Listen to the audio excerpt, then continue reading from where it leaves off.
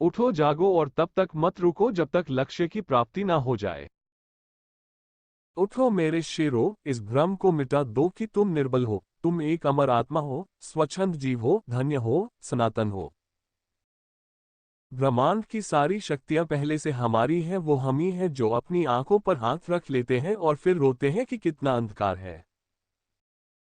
हमें ऐसी शिक्षा चाहिए जिससे चरित्र का निर्माण हो, मन की शक्ति बढ़े, बुद्धि का विकास हो और मनुष्य अपने पैरों पर खड़ा हो सके। स्वामी विवेकानंद बच्चों को दंडित करने में विश्वास नहीं रखते थे। मैं कभी कोई ऐसा काम नहीं करूंगा जिससे किसी बच्चे के मन में भय पैदा हो जाए। एक बार किसी ने स्वामी विवेकानंद जी से पूछा कि सब कुछ खोने से ज्यादा बुरा क्या है। स्वामी विवेकानंद जी ने जवाब दिया, उस उम्मीद को खो देना जिसके भरोसे हम सब कुछ वापस पा सकते हैं।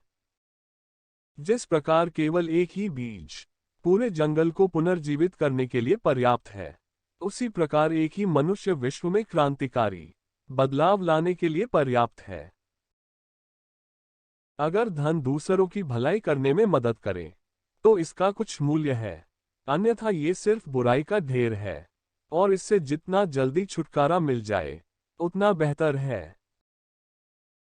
परेड में पीछे मुड़ बोलते ही पहला आदमी आखिरी और आखिरी आदमी पहले नंबर पर आ जाता है। जीवन में कभी आगे होने का घमंड और आखिरी होने का गम न करें, पता नहीं कब जिंदगी बोल दे पीछे मोड़।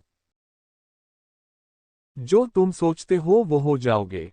यदि तुम खुद को कमजोर सोचते हो तुम कमजोर हो जाओगे। अगर खुद को ताकतवर सोचते हो तुम ताकतवर हो जाओगे। एक विचार लो और उस विचार को अपनी जिंदगी बना लो। उसी विचार के बारे में सोचो, उसी के सपने देखो, उसी को जियो।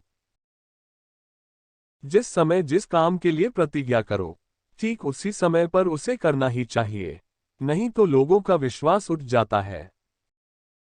जिसने ने भी किसी का साथ ढूंढा समझ लो उससे सफलता पीछे छूट गई, क्योंकि भीड़ कभी शिखर पर नहीं पहुंचती।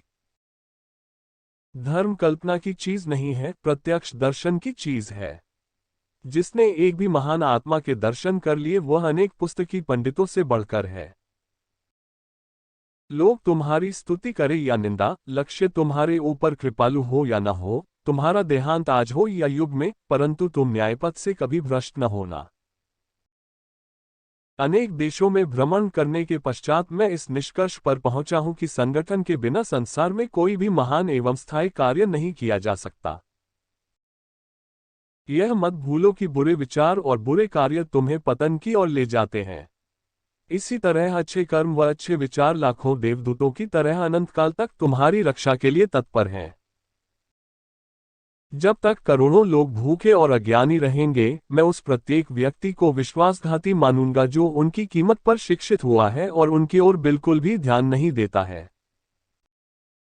हम जितना ज्यादा बाहर जाएं और दूसरों का भला करें, हमारा हृदय उतना ही ज्यादा शुद्ध होगा।